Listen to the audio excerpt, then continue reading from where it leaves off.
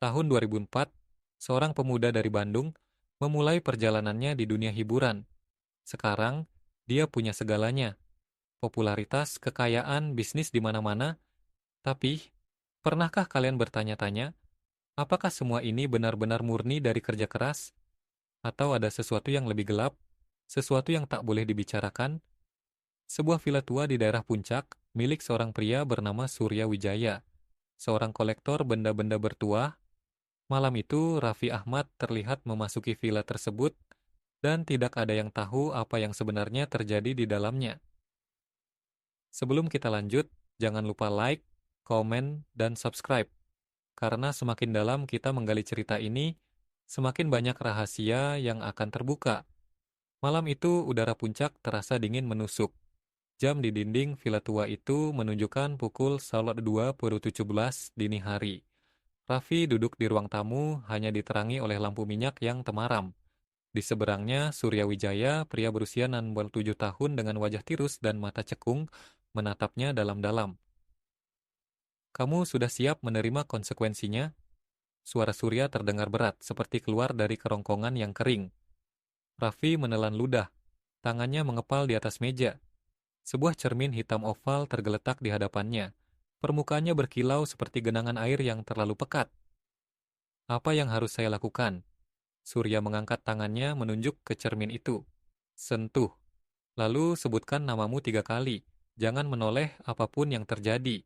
Sejenak suasana terasa begitu hening hingga terdengar suara sesuatu merayap di balik dinding. Tahun 2004, seorang pemuda dari Bandung memulai perjalanannya di dunia hiburan. Sekarang, dia punya segalanya. Popularitas, kekayaan, bisnis di mana-mana. Tapi, pernahkah kalian bertanya-tanya, apakah semua ini benar-benar murni dari kerja keras? Atau ada sesuatu yang lebih gelap? Sesuatu yang tak boleh dibicarakan?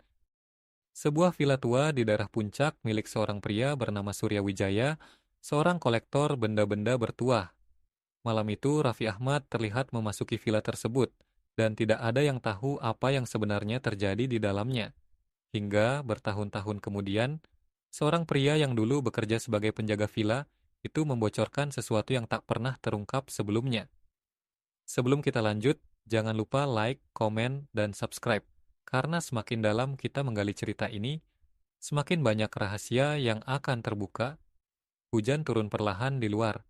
Kabut tebal menyelimuti perbukitan Puncak, membuat villa tua itu tampak semakin terpencil dari dunia luar. Bangunannya besar dengan arsitektur Belanda yang sudah lapuk dimakan usia. Beberapa jendela pecah dan pintu kayunya berderit saat terbuka. Aroma tanah basah bercampur bau dupa yang menyengat memenuhi udara. Raffi Ahmad, saat itu baru berusia 17 tahun, duduk di sebuah kursi kayu yang sudah lapuk. Di depannya pria tua dengan tubuh kurus dan jubah hitam panjang duduk bersila. Surya Wijaya, sosok yang dikenal di kalangan terbatas sebagai pemberi jalan bagi mereka yang ingin mendapatkan lebih dari dunia ini dengan harga tertentu. Kamu sudah siap menerima konsekuensinya. Suara Surya terdengar berat, seperti keluar dari kerongkongan yang kering. Raffi menelan ludah, tangannya mengepal di atas meja. Sebuah cermin hitam oval tergeletak di hadapannya. Permukaannya berkilau seperti genangan air yang terlalu pekat. Di sekitar cermin ada 6 lilin merah yang menyala redup, cahayanya berkedip-kedip seolah ada sesuatu yang bergerak di dalam bayangannya. Apa yang harus saya lakukan? Suara Raffi nyaris bergetar. Surya tersenyum tipis lalu mengangkat tangannya yang keriput dan menunjuk ke cermin itu. Sentuh dan sebutkan namamu 3 kali. Ingat, apapun yang terjadi, jangan menoleh ke belakang. Saat jari-jarinya menyentuh permukaan cermin, Raffi merasakan sensasi aneh, seperti menyentuh kulit manusia yang dingin. Cermin itu berdenyut seakan memiliki nyawa sendiri. Nafasnya mulai memburu, lalu dari balik dinding terdengar suara samar. Sesuatu sedang merayap, mendekat. Raffi merasakan kuku-kuku panjang itu menekan kulitnya, dingin, tajam. Nafasnya tercekat di tenggorokan. Dia ingin berteriak, tapi suaranya seolah tertahan. Di belakangnya, sesuatu sedang berdiri, sesuatu yang tidak boleh dia lihat. Jangan lihat aku. Kalau kau masih ingin hidup, suara itu bukan suara manusia. Serak, dalam, bergetar, seperti berasal dari tempat yang jauh. Raffi memejamkan matanya erat-erat. Tubuhnya bergetar. Dia ingin lari, tapi kedua kakinya terasa seperti dipaku ke lantai. Surya Wijaya masih duduk di seberangnya, matanya kosong menatap cermin hitam yang berdenyut seperti jantung yang berdetak pelan. "Jangan menoleh," kata Surya, suaranya terdengar lemah, hampir seperti bisikan. Tapi sesuatu di belakang Raffi mulai bergerak lebih dekat. "Kenapa kau diam? Kau memanggilku? Kau ingin sesuatu dariku, kan?"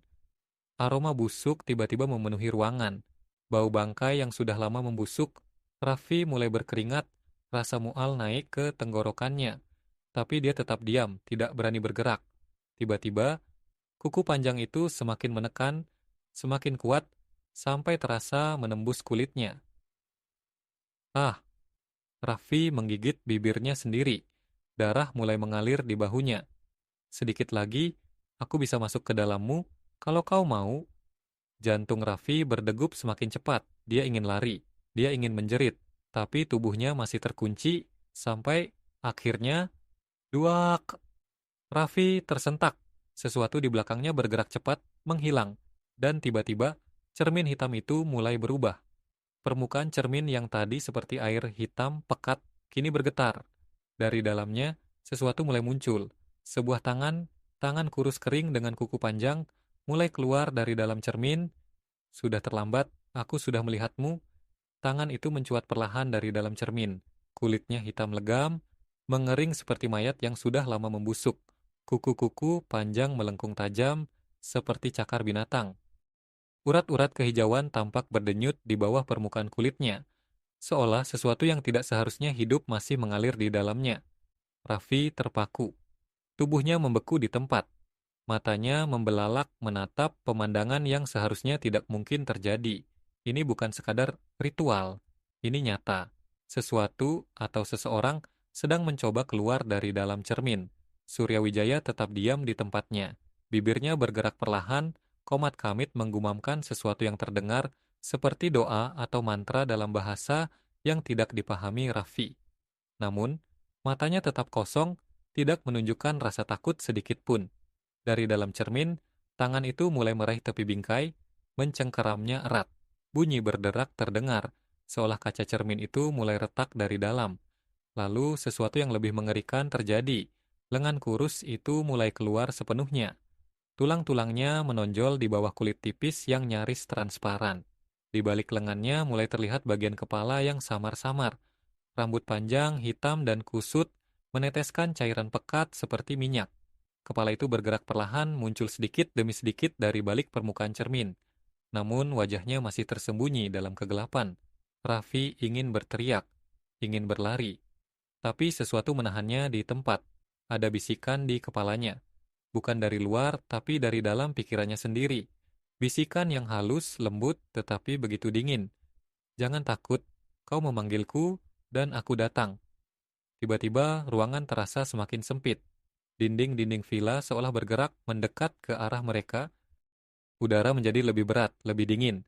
Cahaya lilin yang tersisa berkedip-kedip, hampir padam sepenuhnya.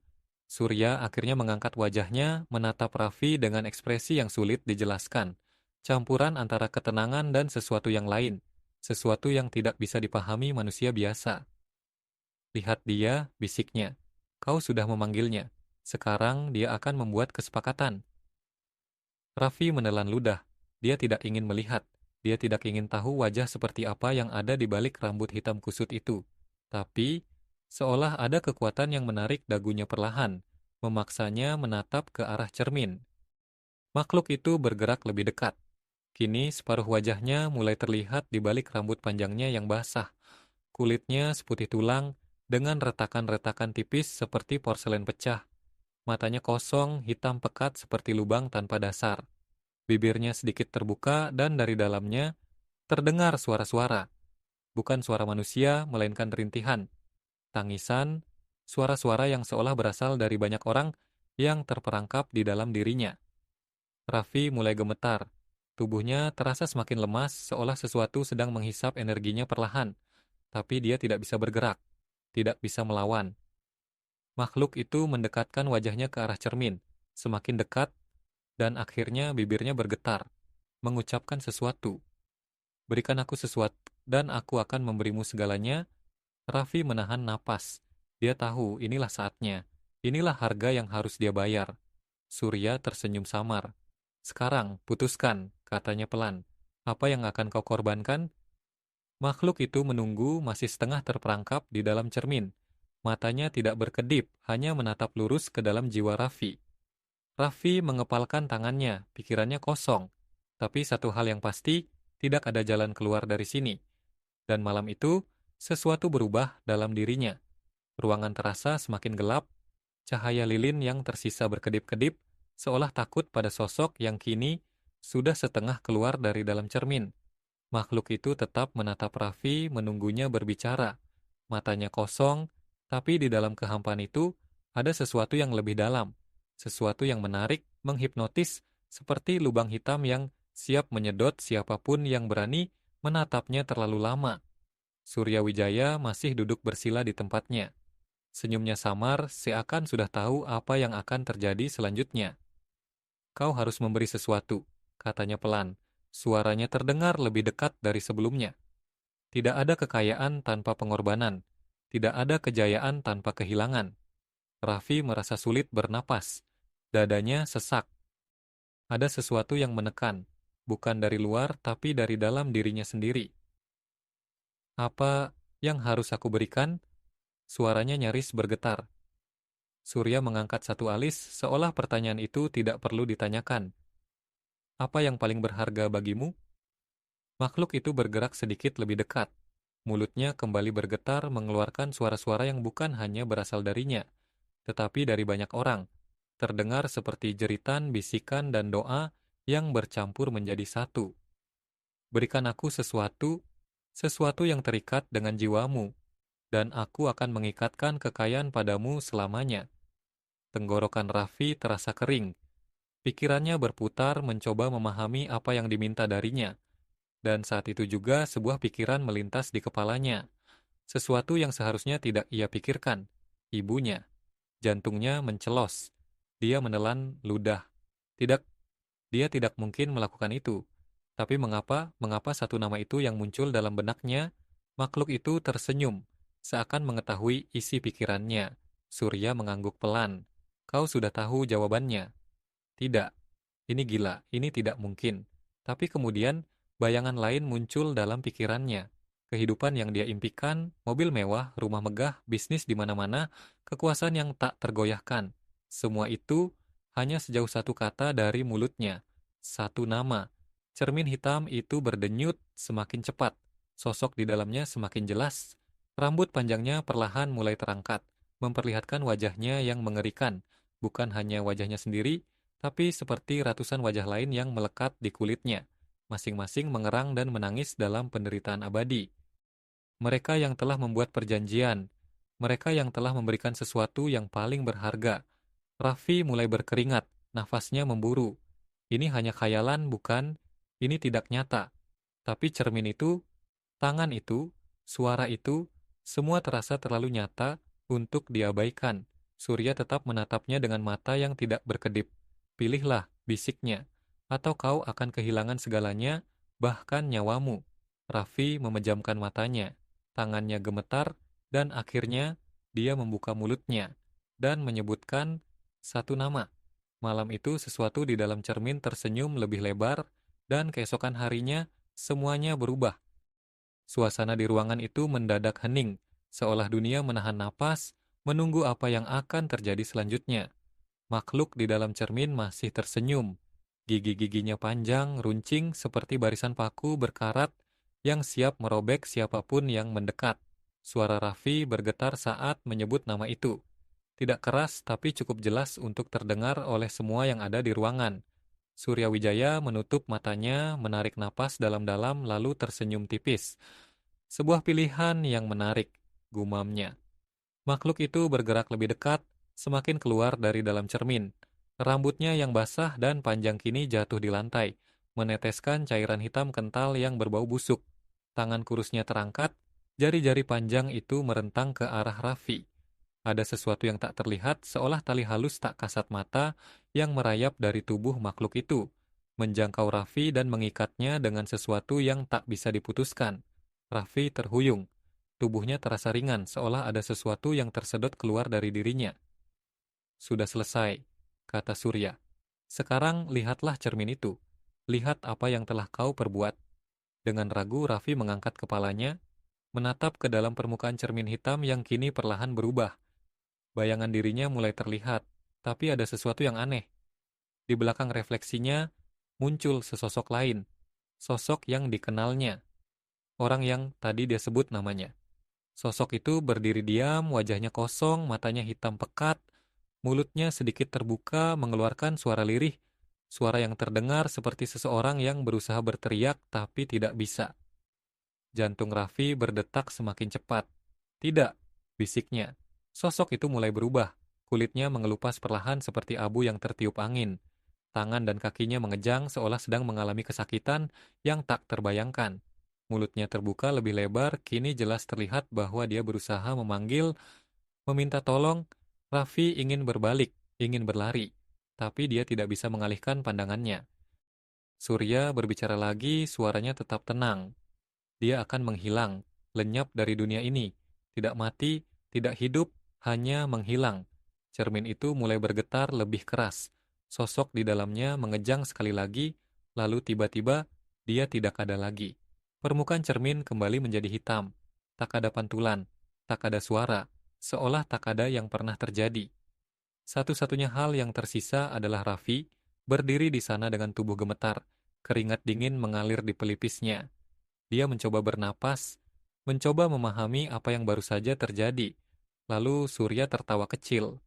Selamat Raffi, katanya. Kau telah mengambil langkah pertama menuju kejayaan. Dan di saat yang sama sesuatu terasa berbeda dalam tubuh Raffi. Ada energi yang mengalir di dalamnya, sesuatu yang asing tapi kuat. Di luar villa, langit sudah mulai terang. Fajar menyingsing. Tapi bagi seseorang di luar sana, dunia baru saja berubah selamanya. Dan mereka tidak akan pernah tahu kenapa. Hari itu ketika Raffi melangkah keluar dari Villa Suryawijaya, semuanya terasa sama. Udara pagi masih sejuk, sinar matahari masih hangat menyentuh kulitnya, dan jalanan di sekitar villa masih sepi. Namun, ada sesuatu yang berubah. Di dalam dirinya, jantungnya berdetak lebih pelan, lebih tenang. Tidak ada lagi rasa takut, tidak ada lagi kebingungan, yang ada hanyalah keheningan yang aneh, dan kesadaran bahwa dia telah melakukan sesuatu yang tidak akan pernah bisa dia tarik kembali. Ponselnya bergetar di saku celana. Sebuah pesan masuk. Raffi, kamu di mana? Mama nggak bisa tidur semalaman, rasanya gelisah banget. Tenggorokannya mengering. Tangannya bergetar saat membaca pesan itu. Dia mengetik balasan singkat. Aku baik, Ma, nanti aku pulang. Dia tidak tahu apakah dia sedang berbohong atau tidak. Ketika Raffi masuk ke mobilnya dan mulai menyetir kembali ke Jakarta, sesuatu terasa berbeda. Jalanan yang biasa terasa penuh sesak kini seolah memberinya ruang. Lampu merah berubah hijau tepat saat dia mendekat. Mobil-mobil lain seolah melambat hanya untuk membiarkannya lewat. Seakan dunia tahu bahwa dia bukan lagi manusia biasa. Ketika akhirnya dia tiba di rumah, sesuatu yang lebih aneh terjadi. Seorang asisten rumah tangga menyambutnya di depan pintu, wajahnya pucat. Mas Raffi, suaranya bergetar. Barusan ada yang cari, Mas, tapi orangnya aneh. Dahi Raffi berkerut. Siapa? Dia nggak bilang namanya, tapi dia cuma berdiri di depan pagar, diam, kayak patung. Dekat sini? Nggak, Mas. Pas saya keluar buat tanya, dia udah nggak ada. Perasaan dingin merayap di tengkuk Raffi. Dia tidak bertanya lebih lanjut. Dia hanya berjalan masuk ke dalam rumahnya, langsung menuju kamar, dan mengunci pintu. Di dalam kamar, dia berdiri di depan cermin, menatap pantulannya sendiri. Seharusnya dia merasa lega. Seharusnya dia merasa bangga telah mengambil langkah besar menuju kejayaan. Tapi ada sesuatu di dalam matanya sendiri, sesuatu yang belum pernah dia lihat sebelumnya. Bayangan yang lebih gelap, senyuman yang lebih tipis. Dan di dalam cermin, sesaat sebelum dia berkedip, dia melihat sesuatu yang lain. Sebuah sosok berdiri di belakangnya, jauh di sudut kamar. Diam, menunggu. Lalu dalam sekejap, menghilang. Raffi menghela napas panjang. Perjalanan ini baru saja dimulai. Malam itu Raffi tidur dengan gelisah. Mimpi-mimpi aneh menghantuinya, bayangan hitam berdiri di ujung ranjang, suara-suara berbisik di telinganya, dan wajah seseorang yang samar-samar dia kenal, menatapnya dengan kosong. Tapi saat pagi tiba, semua itu menghilang begitu saja. Seakan hanya ilusi, dan keanehan mulai terjadi. 1. Keberuntungan yang terlalu mudah. Hari pertama setelah ritual itu, Raffi mendapatkan telepon dari seorang produser ternama. Kita mau kasih kamu proyek besar, Raffi. Ini bukan sekadar acara biasa, ini bakal jadi yang terbesar tahun ini. Raffi terdiam sesaat. Tawaran itu datang begitu saja tanpa dia harus berusaha. Biasanya dia harus bersaing, harus bernegosiasi. Tapi kali ini, semuanya seperti sudah disiapkan untuknya. Ketika dia menutup telepon, ponselnya kembali bergetar. Kali ini dari seorang investor. Raffi, kita mau invest di bisnis kamu. Berapapun yang kamu butuh, kasih tahu aja. Tangannya sedikit gemetar. Semua ini terlalu mudah. 2. Hilangnya seseorang. Ketika Raffi kembali ke rumahnya, ia mendapati sesuatu yang aneh. Ibunya tidak ada di mana-mana. Ada yang lihat Mama? Tanyanya kepada para asisten rumah tangganya. Mereka saling pandang. Salah satu dari mereka akhirnya menjawab, dari tadi pagi nggak kelihatan, Mas. Dadanya mendadak sesak, ponselnya bergetar. Telepon dari seorang kerabat. Raffi, maaf banget, tapi mama kamu nggak bisa dihubungi dari pagi. Kita semua nyari, tapi nggak ada yang tahu dia di mana. Sebuah suara di dalam kepalanya berbisik. Kau sudah memilih. Dia menutup telepon dan bergegas ke kamar. Langkahnya berat, keringat dingin mulai membasahi tengkuknya. Dan saat dia masuk ke kamar, dia melihatnya. Cermin besar di dalam kamarnya, yang dulu hanya memantulkan bayangan dirinya. Tapi sekarang, ada sesuatu yang lain. Bayangan ibunya, berdiri di sana. Bukan di dunia nyata, tapi di dalam cermin. Mulutnya bergerak-gerak seolah sedang berbicara, tapi tidak ada suara yang keluar. Raffi terhuyung mundur. Tangannya bergetar, matanya membelalak. Dia ingin berteriak, tapi suaranya tersangkut di tenggorokan. Dan saat itu juga ibunya tersenyum. Bukan senyuman bahagia, tapi senyuman yang penuh penderitaan. Lalu dalam sekejap, bayangannya lenyap, meninggalkan Raffi sendirian di ruangan yang terasa semakin dingin. Dia jatuh terduduk, ini bukan mimpi. Dan dia tahu, ini baru permulaan. Bertahun-tahun setelah malam itu, Raffi Ahmad menjadi sosok yang lebih besar dari yang pernah dibayangkan siapapun. Kekayaannya berlipat ganda, acara-acaranya selalu sukses. Semua yang ia sentuh berubah menjadi emas. Tapi di balik semua itu, ada sesuatu yang hilang. Ibunya tidak pernah ditemukan. Seakan lenyap begitu saja dari dunia ini. Tidak ada jejak, tidak ada petunjuk, tidak ada penjelasan, dan setiap malam saat semua orang melihat Raffi sebagai ikon sukses yang mereka kagumi, dia selalu sendirian di kamarnya, duduk di depan cermin, menunggu. Karena di dalam pantulan itu dia masih bisa melihatnya. Sosok ibunya, tersenyum samar, menatapnya tanpa henti, mengingatkannya bahwa ada harga yang harus dibayar, bahwa kejayaan yang datang dengan cara yang salah tidak akan pernah benar-benar menjadi milik kita. Kisah ini mengajarkan bahwa tidak ada kesuksesan yang instan tanpa konsekuensi. Banyak orang ingin kaya, terkenal, dan berkuasa dalam waktu singkat, tapi mereka lupa bahwa segala sesuatu di dunia ini memiliki harga. Ketika seseorang memilih jalan yang salah untuk meraih kejayaan, mereka mungkin mendapatkan apa yang mereka inginkan, tapi mereka juga akan kehilangan sesuatu yang jauh lebih berharga, ketenangan, hati nurani, atau bahkan orang yang mereka cintai. Dan pada akhirnya, apakah semua itu benar-benar sepadan?